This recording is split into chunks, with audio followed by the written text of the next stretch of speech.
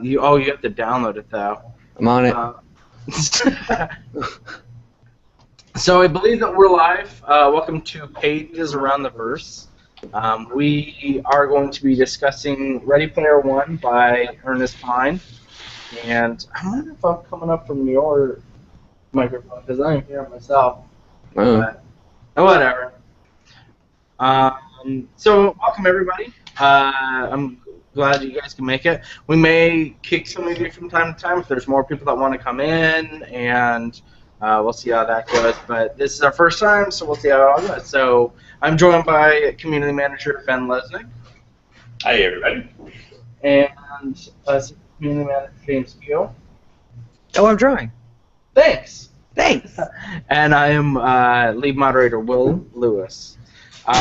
So we'll start off for what did you guys think of the book? Who drew me? This is awesome. Are you looking at my...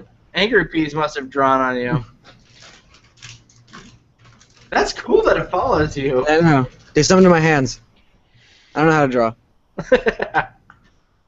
Well, this is all pretty relevant to our book. Yeah, it is. It is super relevant. So what did you think, Ben? Did you enjoy the book? Did it hit any nostalgia points for you? What did you think? I enjoyed it. It's a neat book. I definitely see how somebody read this book and then decided to give Oculus $1 billion because they wanted to make this reality. Yeah. From like a kind of a great literature standpoint, it's kind of stupid. That everything is great for the main character. He does everything right. It's fan service throughout. Like, hey guys, you grew up in the 80s. You remember this stuff that in reality will be entirely in the year 2058. But here's a world that fetishizes it and... Yeah, exactly. Yeah, it really felt like Ernest was trying to relive his childhood and write it all out. And if you weren't part of the 80s, then this book isn't for you because you're not really going to understand a lot of this stuff. Like, I never played Zork and stuff that comes up later, and so those nostalgia points didn't really click with me. I was like, okay, I'm sure that you had to do something about capturing trophies and stuff like that. You never played Zork? Get out of here. No. You don't know the pain of accidentally crushing a bejeweled egg. No, I do not. I still remember being a kid, breaking that stupid egg by examining it and just feeling terrible. I think I went to my dad and was like, Dad, I broke the egg. What about you, Joe? I mean, I didn't grow up in that time period either, but I still got a lot out of it. I mean, Ben's right. It's not amazing from a writing standpoint, but the story-wise, it's really good. It's kind of like Dan Brown in that way, where Dan Brown's not a good writer, but his stories are enthralling. Yeah. Yeah. It was just good. Oh, definitely written for the screen too. I mean, this is a book that they wanted to make a movie out of before it was anything. Yeah, exactly. So for those, if you haven't read the book, just so you know, we're going to be throwing out a lot of spoilers, I'd imagine, when we've read the book, and that's what we're going to be talking about. So if you haven't, you should probably stop now. So we start off with Wade, who basically lives in this digital world via his Oculus kit, which what's it called? Oasis. The Oasis. Oasis is the game. Yeah, and so basically the Oasis is pretty much a second world where the majority of people live and, they act out their daily lives in this video game simulation of the universe.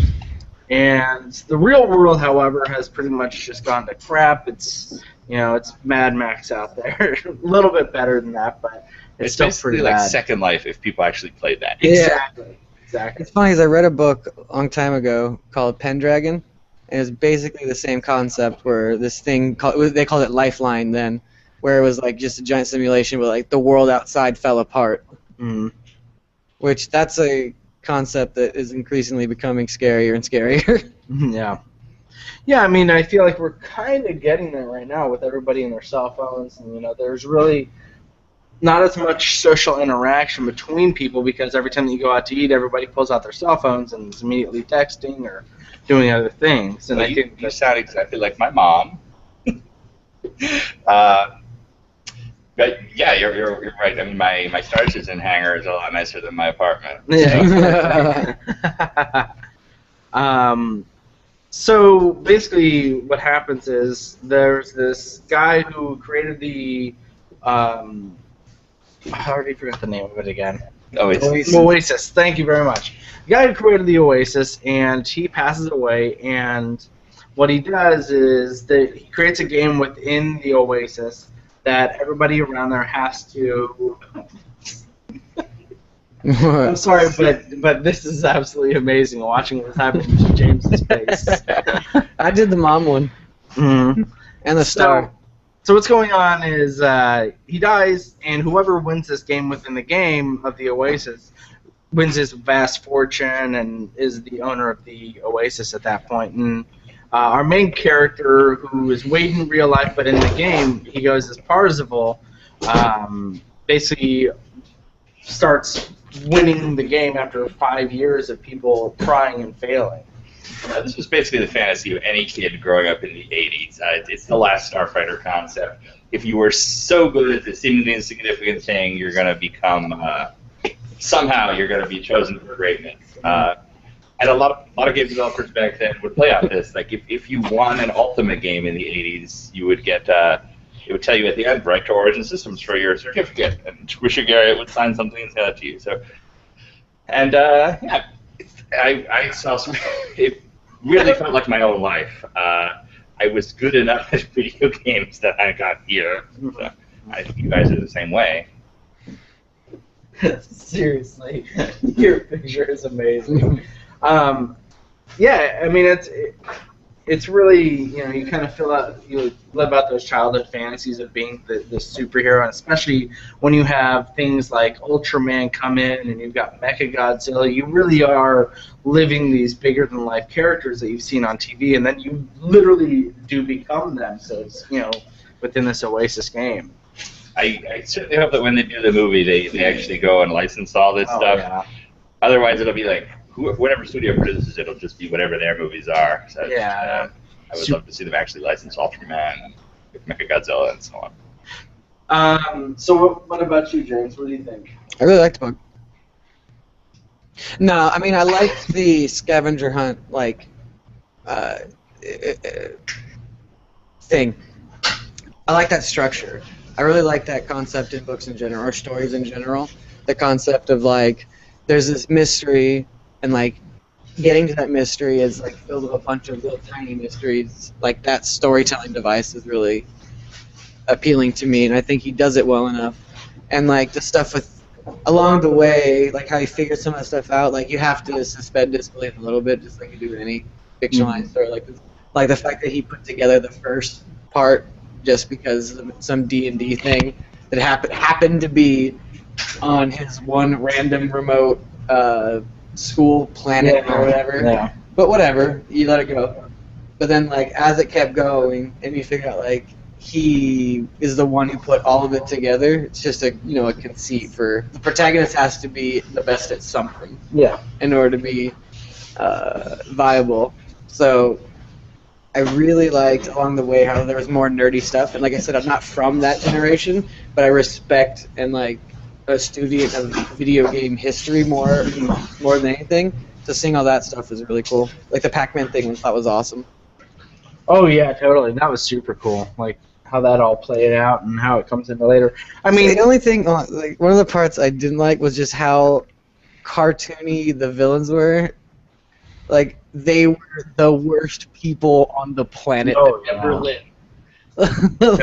Like they're the type of people that, like in the movie, I can just imagine them introducing what was the main bad dude's name that had the company or whatever, CEO.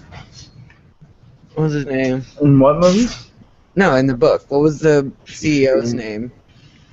Oh, Don't remember either. I don't remember. Him. I don't Whatever. have a good memory. I have I my need to start futuristic- writing notes. Whatever, them. Like, Copy of the book I just here. imagine like when they do film the movie, like they'll show like the corporate like building, and then they'll be, Toronto. And then there'll be a lightning bolt, and then he'll kick a puppy. Yeah. Like that's how I imagine they'll portray him in the movie. Yeah. Darth Vader's theme and all that. Yeah. Yeah. Exactly. Just on a side question, does anybody actually have a physical copy of the book? Just kind of gauging. I do. Who read it on paper? I did. You listened to it, right? Yes. So this was my first audiobook, and it was voiced by Will Wheaton, and it was an interesting entrance into the world of audiobooks. And one of the most oddest things happened to me while I was listening to the book. When you normally read a book and you enter into an exciting part, you start reading faster. You want to get through it. It's like this is an exciting part. You're getting energetic, but somebody else is talking, and if you want to speed up, too bad. They have to talk it out, and you have to just sit there and like enjoy it at their speed, which to me was extremely frustrating. I'm like, come on, let's get to it. I'm ready for the fight. And let's do Wesley Crusher read it. True. By the way, like I said, if anybody has a microphone or anything like that, I mean, if you need to set up your microphone, you can click the gear button up at the top. We're more than happy to have anybody jump in here and offer their opinions. Maybe we should cycle because there's a bunch of people waiting. Sorry, guys. Sorry for anybody who is muted. We're gonna we're gonna let you go and. Yeah, next time. You guys are always invited. Yeah. Oh, it's actually working now. Suddenly. Hey, cool. Hey, how's it going? Hey. Now is this Paul? Yeah, that's me. Okay, cool. How do you like my beard? It's an excellent beard. I know, right? All right. So what did you think about the book, Paul? Well, I actually mentioned in the chat, called it an 80s sense looked in a virtual world very similar to Second Life on an Earth very similar to Soylent Green in terms of overpopulation and poverty. I like the like even though I thought it was described a little clunky, I like the concept of like trailers stacked on top of each other to build like a trailer park metropolis. I did too, because in so many of these things, there's some worldwide disaster that makes everything hard. Zombies have taken over, or there's been a terrible plague, nuclear war. This is just people are really poor. That did seem a lot closer to home. Mm-hmm. In fact, actually, I just saw in a magazine last week they're actually building a low-rent apartment building in Washington, D.C. out of shipping containers. Nice. Oh, wow. Yeah, the next step is to start stacking those. I mean, they've got the technology. They're doing it. They just stack them up, and wow. each two of them is a apartment. And wow. I guess you just kind of cut out holes and make stairs to get to the upstairs or something. Mm-hmm. That's crazy. Look at my beard. Your beard is getting longer and longer. I'm pretty smart. I mean, there's only 4 of us in here right now, right? Yeah, I think so. But yeah, so the first key happens. Basically, what happens is Parzival is a broke kid, so he can't visit any of the other planets in the universe.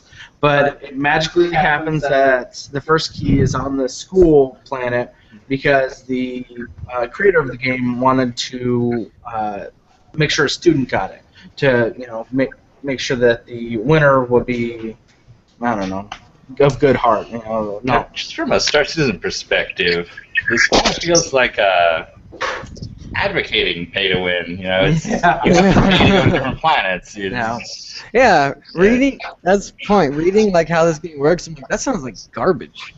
Everything I don't want to live in that future world. Yeah, everything's microtransactions. Yeah.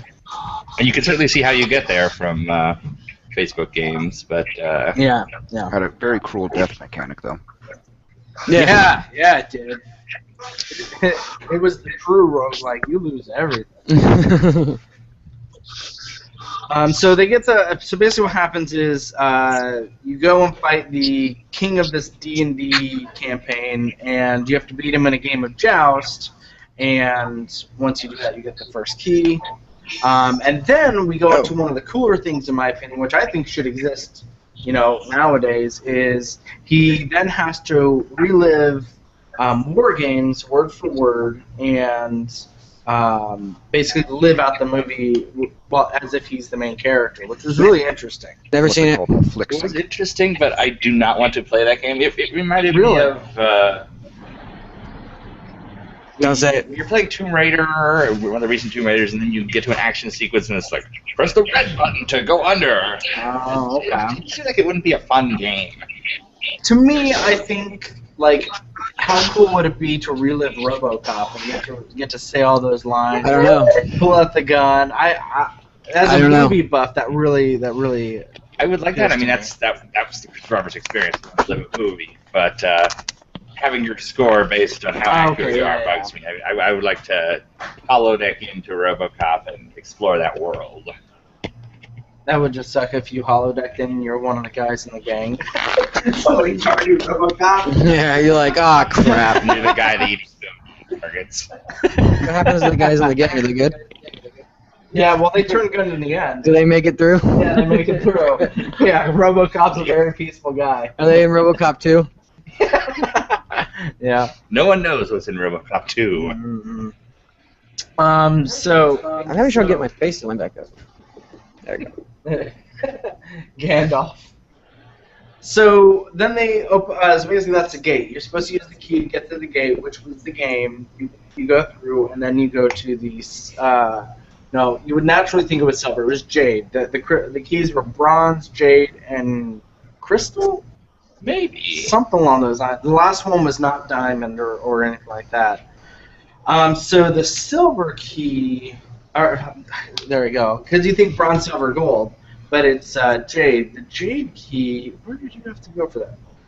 That was in the main creator's recreation of his home world. Yeah. And you had to play the Atari game called Defenders of Dungeons. That or was something oddly like kind of sweet, too. When he went back to his home, his Yeah, like, hometown. yeah. I mean, like they basically created his home, kid life, brick by brick, so to speak. And of course, he was the one who created it, But And so didn't he develop this game all by himself? no, he was he had the other guy who ends up popping up in the end. That's right. Og. Yeah, That was his name. Yeah. He was the Wozniak. Yeah. Yeah, it's clearly that's two jobs. Exactly. Wow. Duo. So The other way around. yeah. So we actually haven't explained the IOI, the counter to our Parzival good guy character. The IOI is a company that it's like Microsoft. It's absolutely huge. And their sole purpose is to win this game. And what they want to do is monetize the Oasis. Basically, the Oasis is free. As long as you have a headset, you can get into it, do whatever you want. Not really. Not really. I mean, Yeah, that's great. actually, I cut myself off. Yeah. You have to pay to travel and get new clothes and stuff like that, but you can still access the Oasis for free. But Technically, it costs IOI about wants, 25 cents. Yeah. yeah, but IOI wants to monetize it, sort of like World of Warcraft, where you have to pay $15 every month. And It's actually pretty low stakes when you can. Yeah. It's like the battle between free to play and monthly subscription. But the people who are not part of that company and have dedicated their lives to winning this contest call themselves Gunters. And so basically the premise of the book is the Gunters versus the IOI, basically the Renegades versus corporate or Star Wars. Not a fan of the name Gunters, by the way. No? Nah. Just felt awkward. Yeah, I agree. I agree. I kind of wonder where they got the guns. Like, it didn't... Egg Hunter, but then gets contracted down to Gunter. It's Yeah, it was just really kind of interesting. Okay. Whatever. So, no, I was about to comment on us coming off of James' microphone, but really, not much we can do. He sits right next to me, unfortunately. Yeah. Even on other days aside from this. Do you have the damn lost codes? Yeah. in your thing? See, this is a pop culture reference. When they write this book in another 10 years for James's generation, it's going to be full of like, Lost, Oh, Britney Spears. That sounds and, amazing. yeah, you're gonna have to sing "Baby Hit Me One More," whatever the song is. Yeah. Hit me, baby, one more Hit Me, time. Baby, one more time. Come on. Uh, That sounds like the coolest thing ever. Mm-hmm. So basically we got the IOI led by Sorrento, who we spoke about earlier, who basically want to get the Oasis and charge people for it. Now, after Wade or Parzival, our main hero, has gotten the Browns key, IOI asked him to join a chat room and asked them if they want to, or if he would join the IOI, and he says no. And so basically they go back and forth, and it ends up with IOI literally trying to kill Parzival. They blow up his house. They kill his family, yeah, exactly. and no one says anything about it. It's kind of weird. Yeah. It's like he's kind of sad that they murdered his Yeah. family, but not really. He really doesn't care. No. Yeah, they were jerks anyway. And it's such a weird Yeah. raising of stakes. Like, oh, you won't accept our job offer? We're gonna murder a building Yeah. full of people. Like, hey, Yeah. these are bad guys. Yeah. Told you, kicking the puppy, So bad. so bad. So after they blow up his house, Parzival then tells a couple of other people who have gotten the bronze key and said, "Hey, watch out! You might get killed," type of a thing. They're like, "Okay," so they go and hide. Then some stuff happens, and book happens, and we get to the Jade Key, which is you have to defeat the Atari game, and after that, the gate opens. And what was the gate for that one? Was that the movie one? No. I forget. Do you remember? No. Man, I really need to start taking notes. Yeah, you do. Next we probably time don't I have to will walk through the take whole book. notes. We could just have some discussion topics. Yeah. I really liked the book. Yeah. I mean, the minutia was like the thing I liked was just the feeling and like the the concept. Like I really like that type of dystopian future that isn't like Ben said earlier, just a nuclear holocaust or like a zombie apocalypse. Like something where it's like, yeah, people just got real into this game. Yeah. Like this game caused basically the downfall of modern civilization. It's one of those things where the guy's excitement about this stuff kind of bleeds through into the book. Yeah. And I guess if you're not from that generation, it seems a little more subtle. Like we were talking about reading Hyperion next time around. Yeah. I don't know if that's been decided or not. It won. But, Yeah. like, as an English lit major, when I read Hyperion and the sequels, I'm like, okay, we get it. You really like John Keats. Yeah. Oh my And god. it kind of bugs me how much that's there. Yeah. And it's the same with this book. I grew up with all that stuff, and I love it, but He does really like John Keats. yes, he does. But that's a topic for next week or month. Yeah. Do you have anybody else we can bring in? Maybe. Let's see. There's one that doesn't have the microphone on. By the way, yes, I do have a hot pink cat as my case for my iPad, and there are reasons for this. Mm-hmm. Underneath. I also today brought in my Oasis. Holy, rig. yeah. This is the ancestor of the Oculus Rift. You could play Strike Commander, some of Chris's early games with this thing. That's amazing.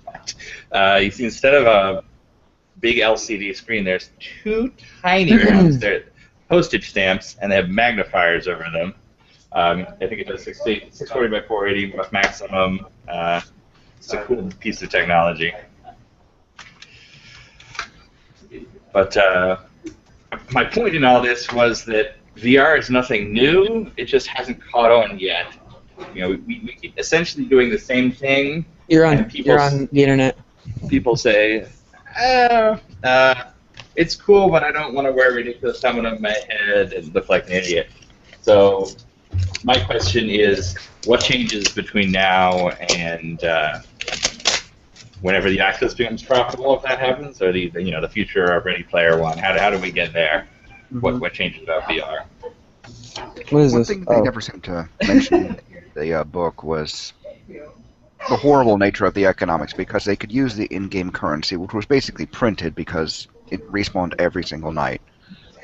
Yeah. Yeah, I think that Inflation.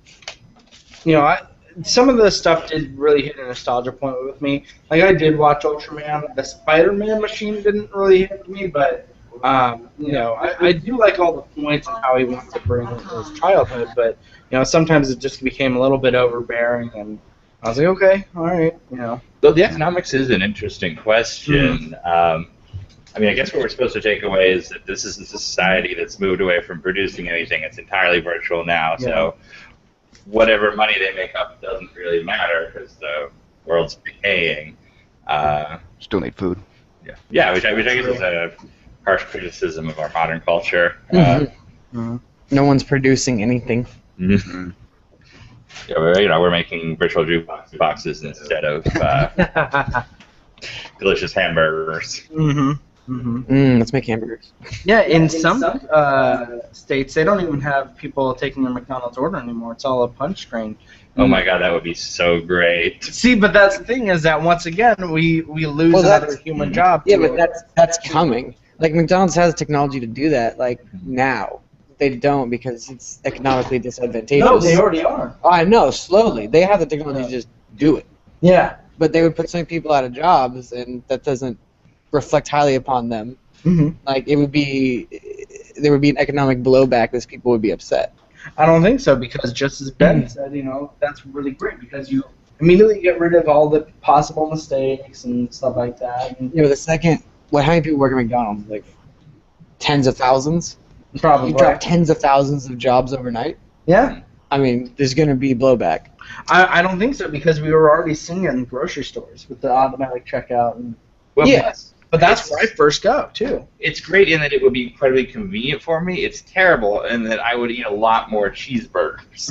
So And you'd have you'd live a lot a- more people without a job. it's a luxury that is destroy, actually, de-gummify our society. Yeah. They never really go into too crazy like what the people that are still in the real world. Yeah, he said they briefly touch on like how long it would take to get a basic tech support job, even with like a degree. It was like you're on a 4-year waiting list. Yeah. And it's just that's insane. Like how do you not? I mean, that whole world would turn in on itself. If you have to wait 4 years for a job, like.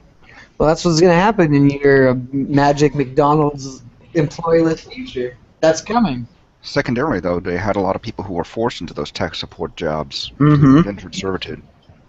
Exactly, that's right. Michigan was like, how evil are these guys? Because everyone in the world is desperate for a job, and they've created some new system where they just torture you for no apparent reason. Yeah.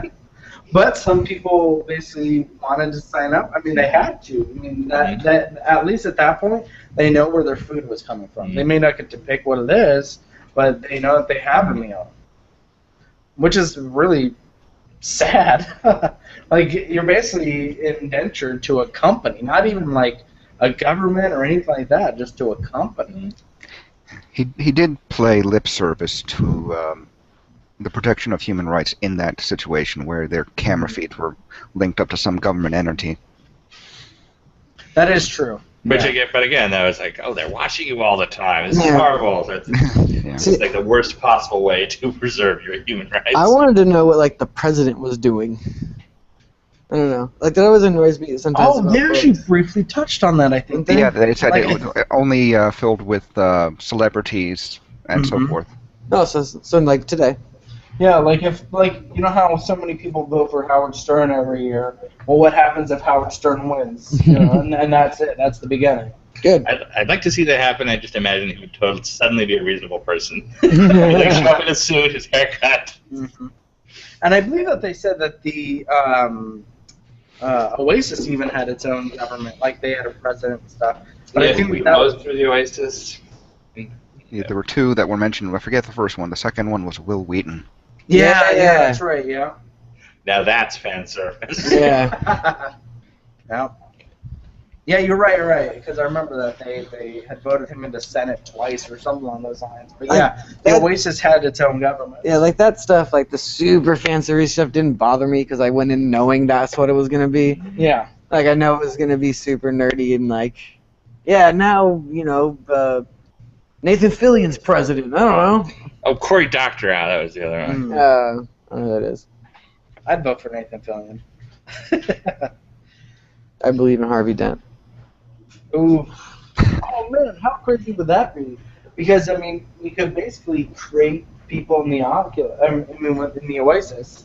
And what if you just made Harvey Dent? Like create these fictional characters. You should, because I believe it. And you start voting them. That's crazy. It's crazy. It's crazy. It's also so specific. I mean, there was culture in the 80s besides the pop culture that someone who was a 13-year-old boy would have happened to appreciate. Are you sure? I think so. I think so. Yeah, Reaganomics. Cold War. Yeah, he never touched with the Cold War at all. He just talks about video games and never mentions the fact that, He talked about music too. Duran Duran, I believe, made a couple of references. I don't know who that is. What? Oh my gosh. This is what my day is like. Oh my I god. guess it's kind of permissible since he was supposed to be a social recluse, not really looking out to the outside world. Yeah. That's true. Yeah. Yeah, we're talking about me. Yes, this is a lot like James. Yeah, that is true. I mean, when we come into Parzival, basically he explains himself that he just shuts himself in this trunk of a car pretty much and doesn't do anything aside from, the Oasis. So, and then again, you have this society that's, it's eating itself, it's no longer producing culture, it's celebrating the previous generation's culture Exactly. without being additive. That's dangerous. Mhm. But that exists now. All those crazy people who try to live in the 80s or whatever. Like, come on, man, you got to create new culture for future generations. Yeah, the entire vintage movement, for example. Exactly. yeah, I remember seeing a study years ago that they said every 30 years it seems like that decade seems to come back up. Like, we're probably going to be entering the 90s here pretty soon. Dude, And, can't wait. Yeah, exactly. The 90s were awesome. Like those big fly sunglasses, like those were things of the 80s and stuff like that, and they kind of come back. And, you can hear it in music too, because now they take bits and pieces from older songs and then just do a rap song over it. And, there you go, you've got a new hit song. Yeah, live your life. But it's totally an in-living memory thing, which this book seems to not recognize.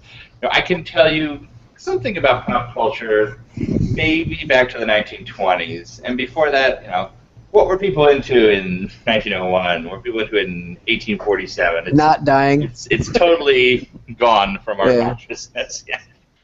Just not getting diphtheria. That was the big thing back then. Exactly. There's a couple of them, flappers are huge from the 20s era, and then there's a bunch of war era stuff, and then the 50s were all lame and Leave It to Beaver. Well, it kind of boils down to one iconic thing. Exactly. We recognize one thing about this decade that's totally outside of our memory, and then we move on. Yeah. So in 2058, nobody is going to be thinking about particular D&D modules. Are you sure? Take that, Gary Gygax. Yeah. Yeah, they'll be on D&D 15 or something along those lines, and, see how that goes.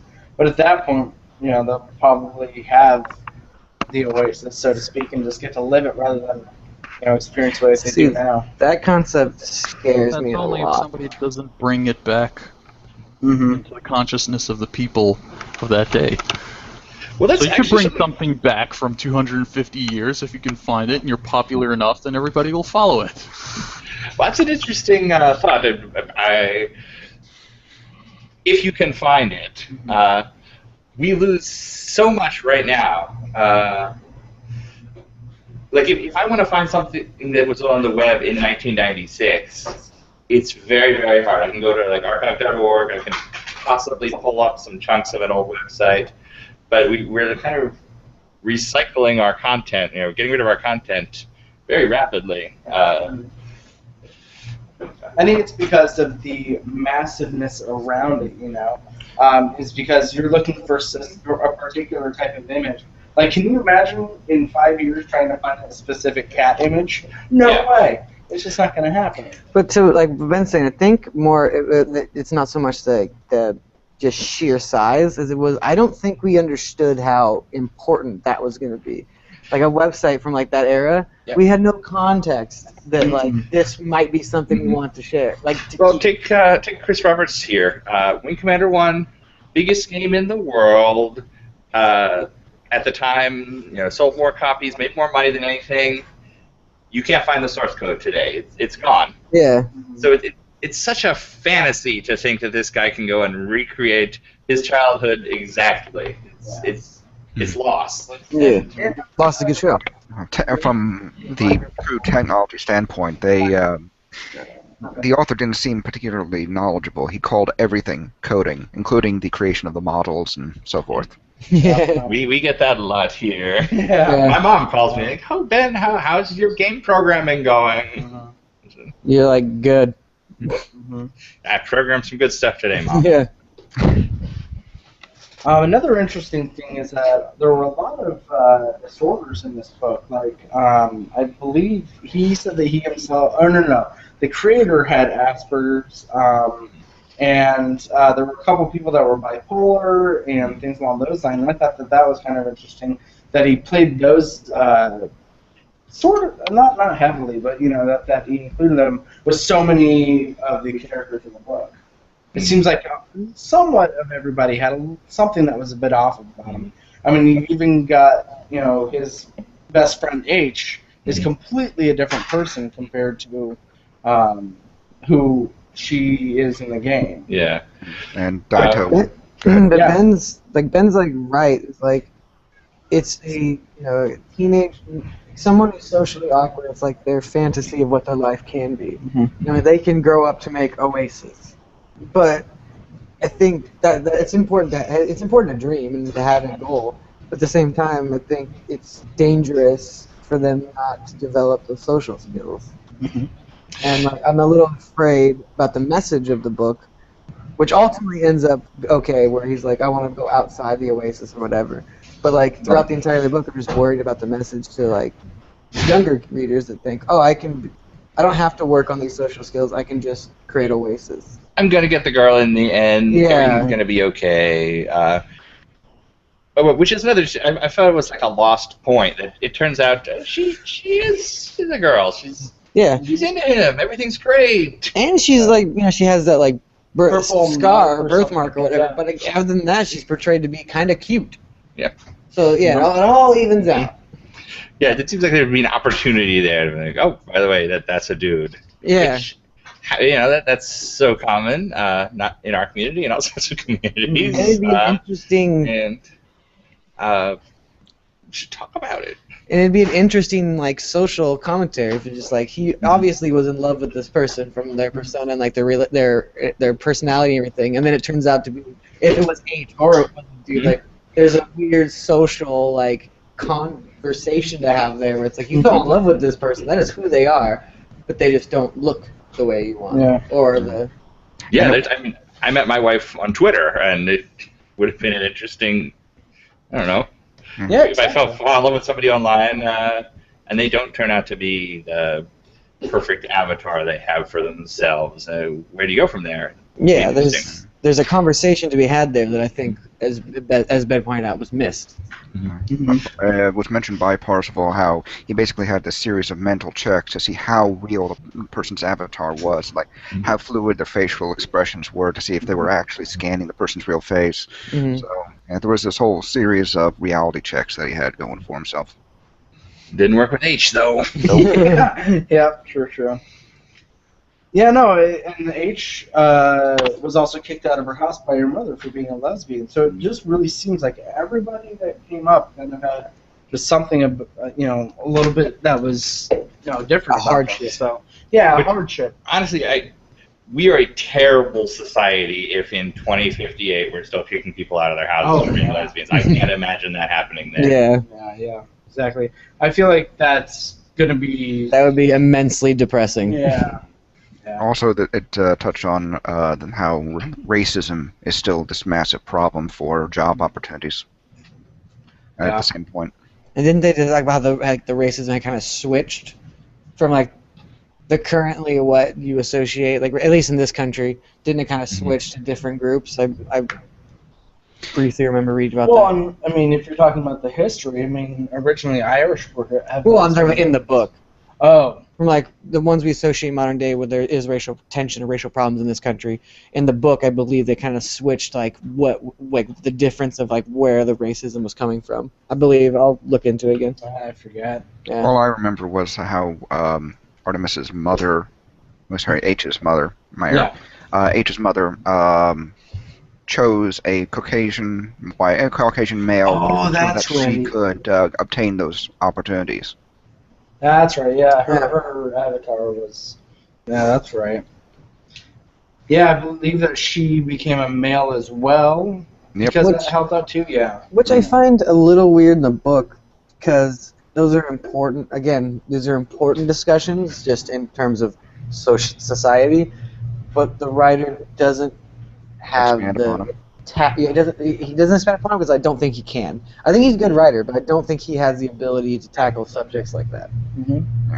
All of the huge button pusher topics like that he mentions and then moves on. Yeah, I think he really wants to talk about it, but maybe he knows he doesn't have the grasp of the craft to do it well enough.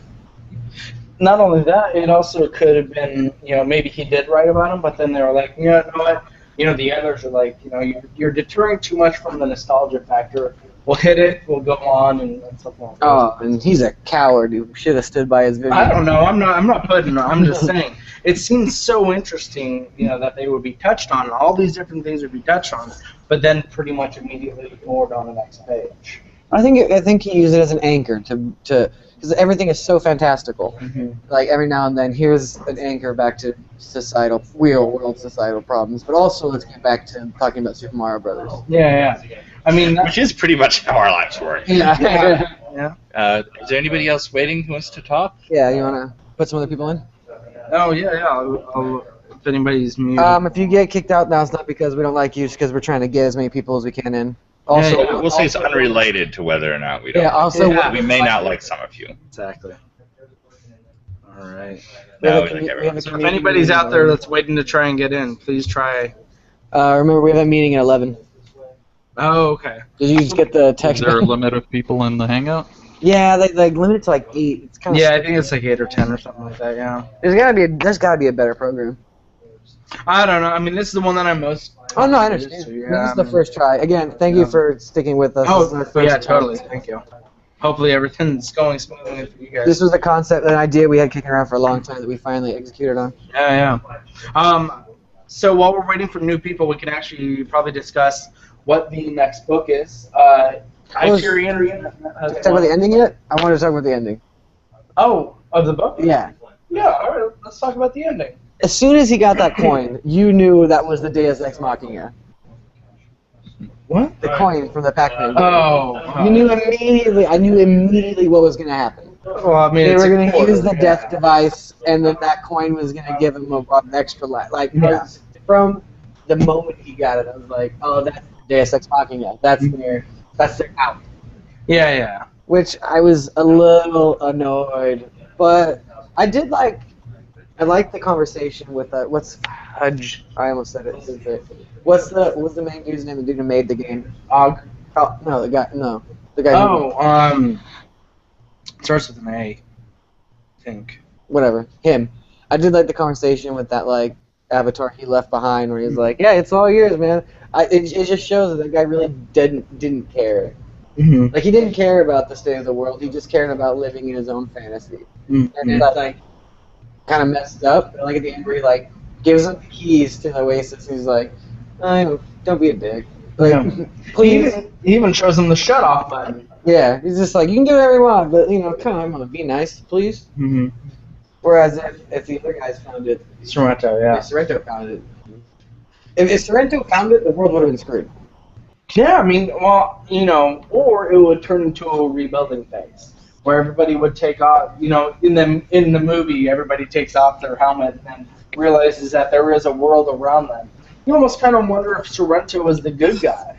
See, I don't think they would have done that. I think he would have gouged them into. I think people would have got more poor. Society would have crumbled faster. Really? Yeah. Okay. Because people, I don't think people. The only way to get people out of the Oasis is to make the world outside the Oasis. Well, you're right. I mean, because we have a whole world economy in there, and so maybe, you are right. I think if Sorrento would have won, the world would have, the crumble would have been expedited immensely, and it may not be able to recover. Because the book ends with you kind of thinking, all right, maybe we can get it under control. Maybe humanity can rise back up. But if Sorrento had got it, there's no way. Interesting. Maybe that's where Star Citizen is going. It's realer than the real world. Yeah. One thing I've been thinking about a lot lately in terms of these virtual worlds is how we basically throw them away. So we're positing this futuristic uniworld that lasts forever and has every piece of memory in it. But online gamings and online experiences, we close them and get rid of their servers, and they're gone forever. Like I saw yesterday, EA closed down Ultima Forever, which on one hand it's their stupid Facebook game, and on the other hand it's 3 years of developers' work and a year of gamers' memories, and it's just gone. I don't know how we get from there to this future in 2058 where everything is everything. Isn't that, to your point, isn't that just kind of, it's oddly sad, isn't it? It's so sad. It's so weird. Like Giant Bomb did this whole thing on the Matrix Online, like their last days, and it was, you're watching, they're having fun, like they're doing a live stream, they're having fun, joking around, playing the Matrix, and then it stops, and everyone's silent for a while. Well, they're like, wow, this thing is gone. No one will ever play this game again because they can't. Yeah. Like, it's this oddly sad, weird feeling you get, because it's not, it's, I mean, if you look at it from a realistic standpoint, it's just, it's a fabricated game world. But if you really think about it, it was like people's lives, time in their lives and their emotions, and like they have so much tied into it. Like, there's no spirit of preservation. I mean, 100 years ago we started, preserving natural parks, and we realizing we were destroying the world around us, and now we're doing exactly the same thing with these virtual worlds we create and then treat as disposable. Yeah. And even in an iterative sense, I mean, Star Citizen, the hangar will never be the hangar you played a year ago at Gamescom. There's something kind of depressing about that. Yeah. Yeah, I mean, if you think about where games used to be and where they come from, just yesterday we were talking about how I'm gonna play the Super Nintendo this weekend. That's a game that can, pending the board staying good, I mean, you can play that game eternally. But meanwhile, newer games are pretty much gone once they've lost their, I am just dreading the day Electronic Arts finally shuts down the server for their Xbox Wing Commander game. It's going to be a shame. Well, my question is, like, how do we start preserving those things? Can we, or is it just so tied up in full IP and like stuff like that we just straight up can't? It feels like there's such a rush. I mean, when a game company closes down or decides to shut something down, they throw it out because it's not valuable to them anymore. There's no profit in it, so there's just no. It's easier to wipe a server and use it for something else than it is to take that data and preserve it. Like, look at Doctor Who. In the 60s, they would wipe the tapes after they used them, so there's all these lost episodes that can never be watched again. They never imagined a future where we would have a VCR, a DVD player, and an interest in revisiting these things.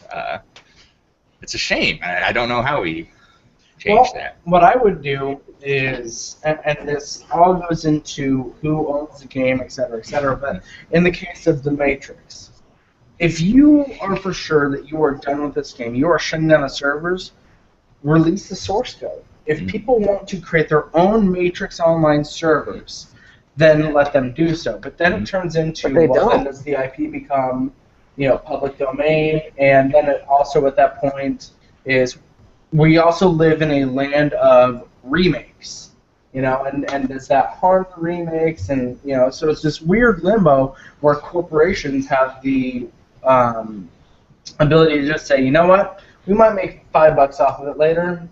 Oh well. I think the big fear is that somebody will take one of these games or experiences, bring it back, and they'll make money off it. It'll be a success, and the original guy who gave it away is like, there's no impetus to do that. There's, And the only people who lose are us. Yeah.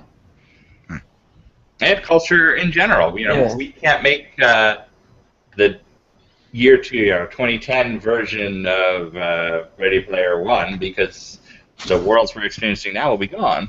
Exactly. Exactly. I mean, you know, think about the day World of Warcraft is over.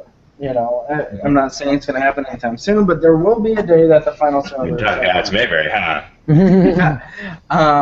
But you know, think about all those stories and all of those interactions that will never happen again. I will never see my No More Like Hot Pockets ever again. And I'll never see my my Night Elf Rogue Stabster. Stabster. Yeah. Which is, you know, why we create these fantasies. You're going to see your dead dog in the heaven. You're going to see your old video game again in Oasis. Yeah. It's the root of all this. A lot of those stories are preserved on, say, YouTube and in other places. Yeah. Mm-hmm. So, I mean, it's... But what about when YouTube shuts down someday? I mean, right now, you know, Google's at the top of heat, everything's great, but... Blasphemy! GeoCities was the center of our culture, and it was... Bing's coming fast. Spider-Man uses it, I saw it. Yeah. And so, I mean... But he uses the postal service, too, so that's not indication something's going to stick around. So, I mean, it's, you know, you're talking about libraries upon libraries of stories and books, and that will eventually just end up disappearing. So. Should probably wrap it up with a meeting. And So you want to talk about Hyperion? Does anybody else have any final thoughts? And then we'll talk about the books that we have suggested for September. Yeah. And we'll tell you what we're going to read in August. Nope. Nope. All right. Guess not. Yeah, no problem. So in Drawing a blank. So in August we are going to be reading Hyperion by Dan Simmons. You So guys noted it. Dune came very second. Very second. That came very second. What are you, dog? So very second. It came very second close. Yep. Very second, wow, so Dune. And the 4 books that we have for the voting for September are Crusade by David Weber and Steve White, The Road by Cormac McCarthy, A Fire Under the Deep by On the Werner- Deep. Oh, whatever. On the Deep. That one. Vote for that one. Yeah. And The Road's really good though. And hopefully Hyperion is good because the sequel, Fall of Hyperion, is also going to be one of the options. So. Cool. That's going to be it. Yeah. So thank you very much, everybody, for joining us. We'll see you guys on the first Friday of next month. We'll be a lot better at this. I'm not promising that. It's not so bad. I'll actually take notes, though. Yeah. I will comb my hair. Try thinking of a go-to meeting or something like that, because they can have more. Okay, Oh, yeah, okay. definitely. If you All have right. if you actually have any suggestions about different programs, either PM me or Will or Ben, and Or we'll put in look the into it. pages around the verse thread. I mean, we do that all the time. So. Yeah. Yeah, don't PM me because I have like 50 unread DMs. So thank you very much, everybody. We will see you next month, and thanks for joining us. Have a good weekend. Have a good weekend, Thank you. everybody. Peace, guys.